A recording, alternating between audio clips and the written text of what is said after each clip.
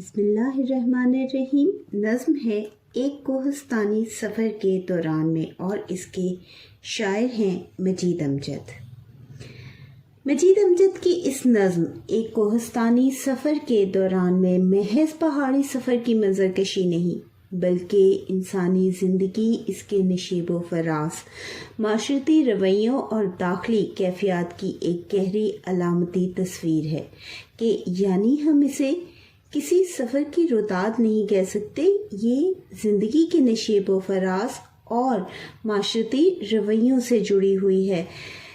شاعر نے کوہستانی راستے، خطرناک گھاٹیوں اور دشوار سفر کو انسانی زندگی سے اس انداز سے جوڑا کہ قاری اپنے وجود اور معاشرے دونوں پر غور کرنے پر مجبور ہو جاتا ہے کہ اس کے پڑھنے والے پر ایسا اثر ہوتا ہے کہ وہ سوچنے پر مجبور ہو جاتا ہے کہ اس کا رویہ کیا ہے اور زندگی اور معاشرے کا انداز کیا۔ تنگ پگ ڈنڈی سرے کوہسار بل کھاتی ہوئی، نیچے دونوں سمت گہرے غار منہ کھولے ہوئے۔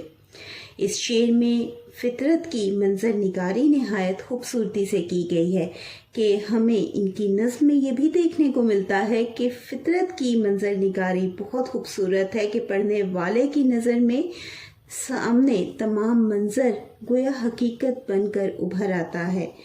تنگ پگ ڈنڈی زندگی کی دشوار راہوں کی بھی علامت ہے، جبکہ گہرے غار مشکلات، خطرات اور مصیبتوں کی نمائندگی کرتے ہیں۔ یعنی یہ جو نظم ہے یہ انسانی زندگی سے بھی جڑی ہوئی ہے اور ہم اپنی زندگی کے حوالے اس میں دیکھتے ہیں۔ شاعر نے الفاظ کے ذریعے ایسا منظر کھینچا کہ قاری خود کو ایک خطرناک پہاڑی سفر میں محسوس کرنے لگتا ہے کہ گویا وہ بھی اس سفر میں موجود ہو۔ ایک کوہستانی سفر کے دوران میں شاعر ایک پہاڑی راستے کا منظر بیان کرتے ہیں۔ وہ کہتے ہیں کہ پہاڑ کی چوٹی پر ایک بہت ہی تنگ اور پیچیدہ پگ ڈنڈی موجود ہے، یعنی ایک مقام ایسا ہے جو مڑتی اور بل کھاتی آگے بڑھ رہی ہے کہ وہ کہتے ہیں کہ سفر کے دوران میں ایک ایسی پگ ڈنڈی تھی کہ جس کا راستہ بہت مشکل تھا، وہ مڑتی اور بل کھاتی آگے بڑھ رہی تھی۔ اس راستے کے دونوں طرف گہری کھائیاں اور غار موجود ہیں جو یوں محسوس ہوتا ہے جیسے منہ کھولے ہوئے کسی کو نگلنے کے انتظار میں ہو کہ ذرا سا قدم اگر ڈگمگائے گا تو چلنے والا اس گہری کھائی کے اندر گر جائے گا۔ بقول حفیظ جالندھری، یہ ناہموار چٹیل سلسلے کالی چٹانوں کے امانت دار ہیں گویا پرانی داستانوں کے۔ اس منظر سے خوف، خطرہ اور دشواری کا احساس ہوتا ہے کہ آپ جو سفر کر رہے ہیں، اس کا جو بیان کر رہے ہیں، اس سے خوف اور خطرہ محسوس ہوتا ہے اور وہ کس قدر مشکل ہے یہ احساس پڑھنے والے کو محسوس ہونے لگتا ہے۔ سفر کی روداد کے ساتھ شاعر دراصل یہ بتانا چاہتے ہیں کہ زندگی کا سفر بھی اسی طرح مشکل، نازک اور خطرات سے بھرا ہوا ہے، کہ زندگی کا سفر بھی ایک ایسی ہی پگ ڈنڈی ہے جو کہ دشوار بھی ہے اور وہ بل کھاتی اور مڑتی ہوئی بھی ہے، اور ذرا سی کوتاہی سے، ذرا سی غلطی سے انسان گہری کھائی میں گر جاتا ہے جہاں سے نکلنا بہت دشوار ہوتا ہے۔ اسی لیے میں نے آغاز میں کہا کہ یہ کہیں نہ کہیں انسانی زندگی اور انسانی رویوں سے جڑی ہوئی نظم ہے اور یہ آپ کا بہت کمال فن ہے۔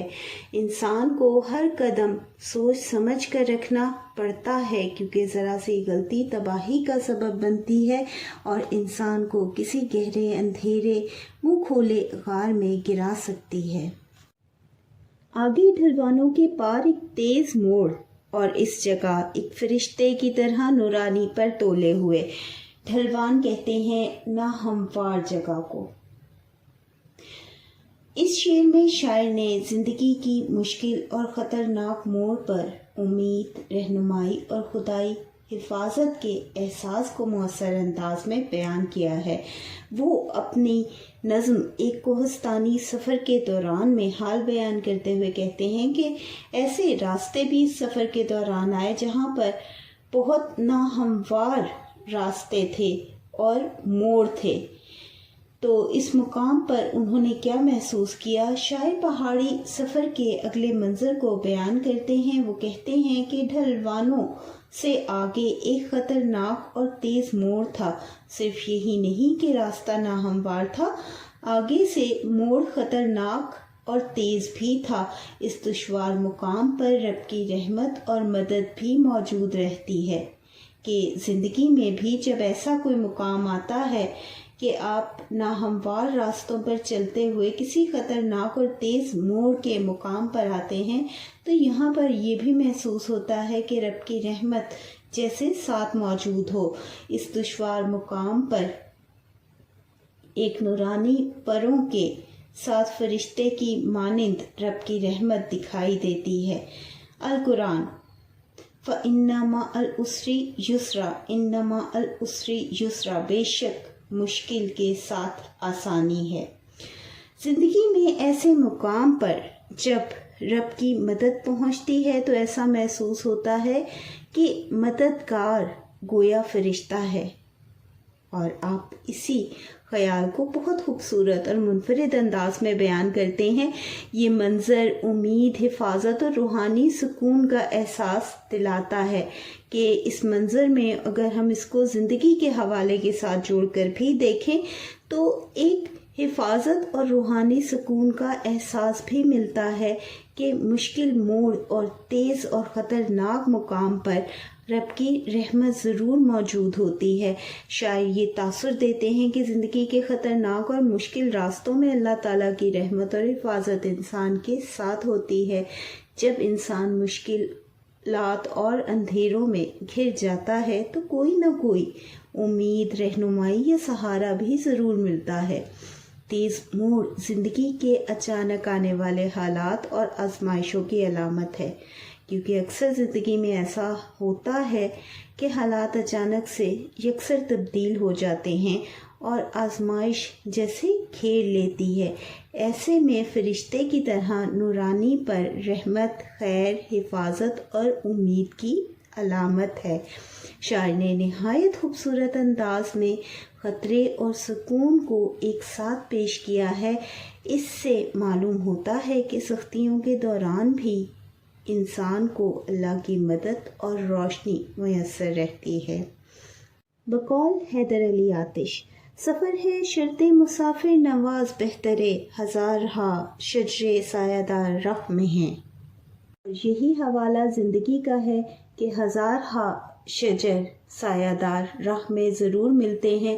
جہاں دھوپ کڑی ہوتی ہے وہاں چھاؤں بھی میسر آتی ہے، اور یہی رب کی رحمت ہے، اور یہی نورانی پر تولے ہوئے کا تصور ہے جو مجید امجد بہت خوبصورت انداز میں یہاں بیان کرتے ہیں۔ جب پڑتا ہے آ کے رستے پر کوئی نخل بلند، تھام کر جس کو گزر جاتے ہیں آسانی کے ساتھ۔ نخل درخت کو کہتے ہیں جو کہ راستے میں جھکا ہوا ہوتا ہے، جس کو تھام کر مسافر اپنے خطرناک راستے سے آسانی سے گزر جاتے ہیں۔ اس شعر میں شاعر نے زندگی کے دشوار راستوں میں ملنے والے سہاروں، ہمدرد انسانوں اور آسانی پیدا کرنے والی قوتوں کی اہمیت کو نہایت خوبصورت انداز میں بیان کیا ہے کہ یعنی وہ لوگ، وہ قوتیں جو ہمیں دشوار راستوں میں ملتی ہیں، وہ مدد بہت اہم ہے۔ شاعر کوہستانی سفر کے دوران میں بیان کرتے ہیں کہ دشوار اور خطرناک راستے میں ایک بلند درخت جھک کر راستے کے قریب آ جاتا ہے کہ وہ اپنے سفر میں کیا محسوس کرتے ہیں کہ ایک ایسے مقام پر جو کہ بہت مشکل تھا، خطرناک تھا، انہوں نے ایک درخت کو جھکا ہوا دیکھا۔ مسافر اس درخت کو پکڑ کر آسانی اور حفاظت کے ساتھ اپنا سفر طے کر لیتے ہیں۔ شاعر نے اس منظر کے ذریعے یہ پیغام دیا کہ زندگی کے مشکل راستوں میں بعض ہمدرد، مخلص اور مددگار لوگ انسان کا سہارا بن جاتے ہیں۔ زندگی میں بھی ایسا ہی ہوتا ہے کہ جب کوئی مشکل مقام آئے تو ایسے سہارے بھی ملتے ہیں جو بلند درخت کی طرح جھکے ہوئے محسوس ہوتے ہیں، جن کا سہارا لے کر ہم اس مشکل وقت میں آگے بڑھ جاتے ہیں۔ ان کی مدد سے انسان بڑی بڑی مشکل اور مصیبت کو آسانی سے عبور کر لیتا ہے۔ بقول جے کرشن، ٹوٹ جاتے ہیں جو دنیا کے سارے سہارے، پردائے غیب سے ہوتا ہے سہارا پیدا۔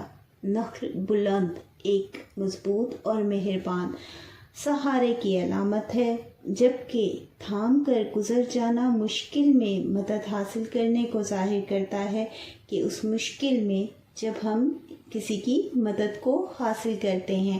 شاعر نے فطرت کے خوبصورت منظر نگاری کے ذریعے انسانی زندگی کا گہرا فلسفہ بیان کیا ہے کہ انسان اکیلا کامیابی حاصل نہیں کر سکتا، مشکل وقت سے نہیں گزر سکتا، بلکہ اسے کسی نہ کسی کی مدد اور رہنمائی کی ضرورت رہتی ہے، اور زندگی کے مشکل راستوں میں ایسے مددگار لوگ کسی گھنے درخت کی طرح کہیں نہ کہیں ہمیں ضرور ملتے ہیں، جن کا ہاتھ تھام کر منزل تک کا سفر آسان ہو جاتا ہے۔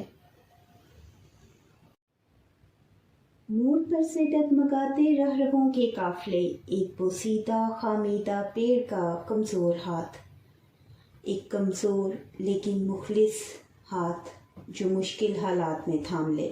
اس شعر میں شاعر نے مشکلات میں سہارے کی اہمیت اور معمولی مدد کے بڑے اثرات کو خوبصورت انداز میں بیان کیا ہے۔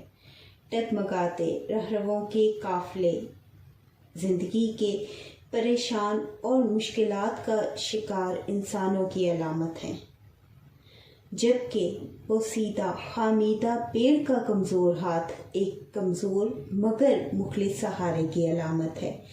شاعر نے درخت کی شاخ کو انسانی ہاتھ سے تشبیہ دے کر منظر کو نہایت جاندار بنا دیا۔